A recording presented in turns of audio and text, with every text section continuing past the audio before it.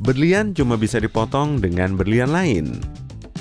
Batu mulia ini adalah materi alami paling keras di seluruh dunia. Sejak ditambang sampai jadi produk akhir yang dipajang di toko perhiasan, berlian harus melalui proses yang rumit. Sebelum pemotongan, si pemahat harus mikirin bentuk yang paling pas supaya berliannya nggak kebuang banyak. Penduduk kota di Norwegia yang ada di utara lingkar Arktik pengen bikin daerah mereka menjadi zona bebas waktu pertama di seluruh dunia. Dari tanggal 18 Mei sampai 26 Juli, matahari di sana nggak pernah terbenam. Mereka nggak mau mengikuti konsep waktu konvensional untuk menjalani hari-hari mereka. Siang harinya berlangsung terus-menerus, dan mereka nggak bisa beraktivitas seperti kebanyakan orang. Saat tengah malam, mereka bisa aja bermain bola. Atau pada jam 2 pagi, mereka tetap bisa motong rumput dan ngecat rumah.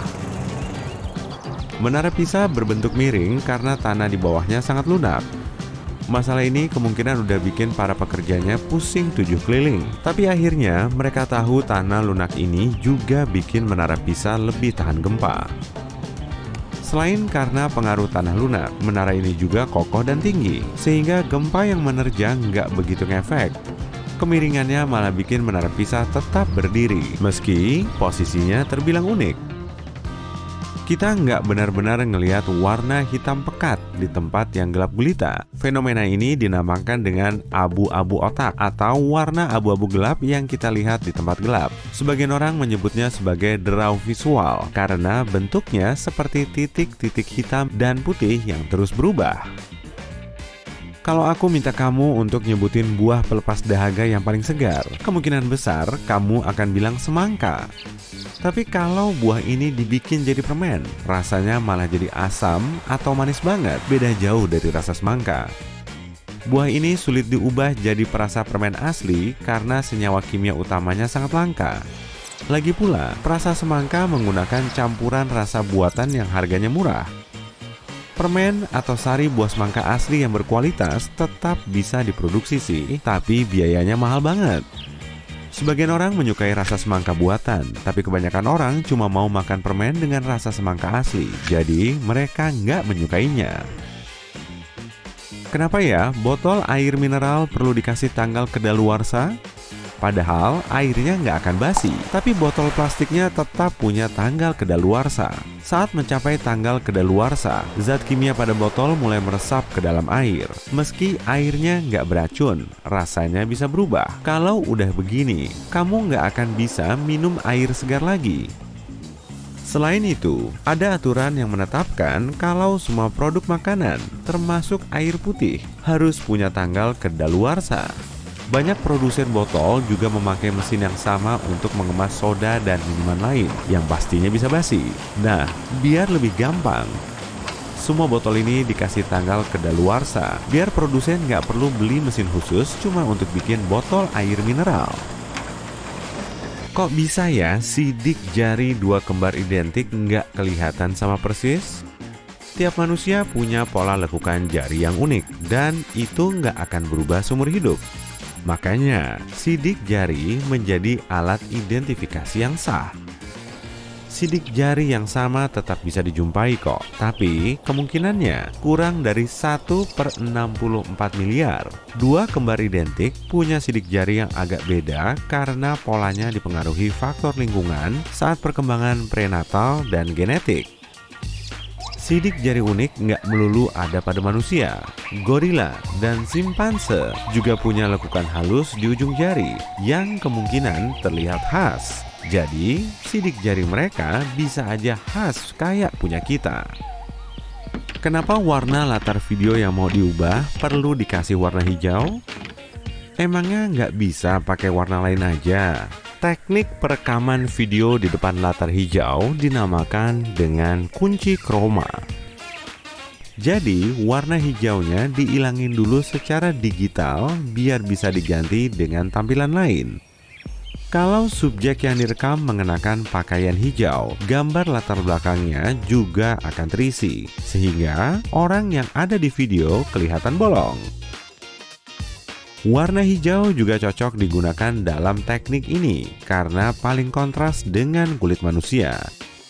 Kira-kira kenapa ya setelah muter-muter, kepala kita bisa langsung pusing?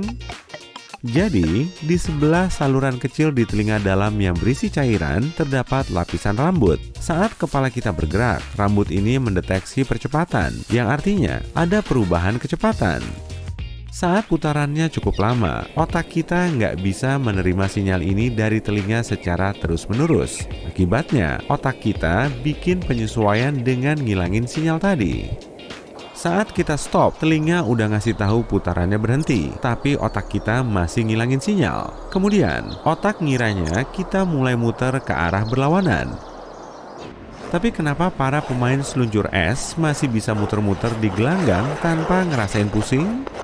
Jadi saat mereka muter-muter, mata mereka terus menatap ke satu titik dan mereka segera menggerakkan kepala ke arah lain saat mereka nggak bisa menggerakkan leher lagi. Putarannya super cepat, jadi mereka terus berlatih untuk melawan rasa pusing dan meluruskan mata. Dengan begini, pandangan mereka cuma muter di satu poros. Bintang neutron sebetulnya nggak berat, tapi sangat padat. 1 sendok tehnya aja bisa seberat 1 miliar ton. Makanya bintang neutron menjadi bintang paling padat dan paling kecil yang kita ketahui. Bayangin aja, sebuah objek yang masanya 1,4 kalinya matahari cuma berdiameter 10 km. Densitas bintang neutron disebabkan oleh proses pembentukannya. Keseimbangan antara proses tekanan luar di bagian inti dengan gaya gravitasi yang menekan bintang malah menyatukan bintang ini. Dan setelah bahan bakarnya habis, gravitasi bisa menekan bintang hingga hancur. Saat bintang seberat 8 hingga 20 kali massa matahari mengalami kehancuran, bagian intinya terus memadat dan lapisan luarnya memantul. Lalu duar, terjadilah supernova. Kejadian ini melahirkan bintang neutron yang super padat. Kalau satu bintang minimal bisa seberat 20 massa matahari, bagian intinya nggak akan hancur jadi bintang neutron, tapi malah berubah jadi lubang hitam. Setelah puas main voli, berenang di pantai, atau ngelakuin aktivitas fisik lain, kamu pasti bakal ngerasa capek. Tapi waktu kamu rebahan seharian pun, kamu mungkin bakal sama capeknya. Kamu tetap bisa capek saat ngelakuin banyak aktivitas. Meski fisikmu nggak banyak bergerak, tubuhmu selalu aktif agar suhu internalmu tetap stabil. Saat suhu di luar lagi panas, tubuhmu harus bekerja ekstra untuk mendinginkanmu dengan memperlebar pembuluh darah. Cara ini akan meningkatkan aliran darah dan mendekatkan darah ke permukaan kulit. Disinilah darah akan membuang panas berlebih. Makanya, kulit sebagian orang akan memerah saat mereka mulai kepanasan. Kamu ngeluarin banyak keringat saat cuaca panas untuk mendinginkan tubuh, mempercepat metabolisme, dan menaikkan detak jantung. Makanya, kamu bisa kehilangan banyak energi meski cuma rebahan di pantai. Kenapa sih bentuk pupil hewan bisa beragam? Pupil adalah celah di iris mata yang berfungsi sebagai jalan masuk cahaya menuju retina. Otot iris bisa mengubah ukuran pupil, sehingga mempengaruhi jumlah cahaya yang masuk. Di mata manusia, otot ini terletak di lingkaran yang menegang ke arah tengah, makanya pupil kita berbentuk bulat. Pupil bulat juga punya banyak kelebihan. Salah satunya yaitu untuk menjaga fokus di sepanjang ruang pandang. Tapi pupil bulat nggak bisa mengecil seintens bentuk pupil lain.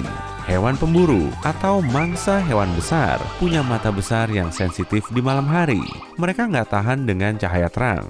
Makanya mata mereka punya otot tambahan untuk menarik pupil menjadi garis kecil saat tersorot cahaya. Kebanyakan hewan predator punya pupil vertikal, seperti banyak spesies ular dan kucing. Pupil kayak gini bikin mereka lebih fokus pada ruang pandang horizontal, sehingga mereka bisa lebih tahu jarak si mangsa.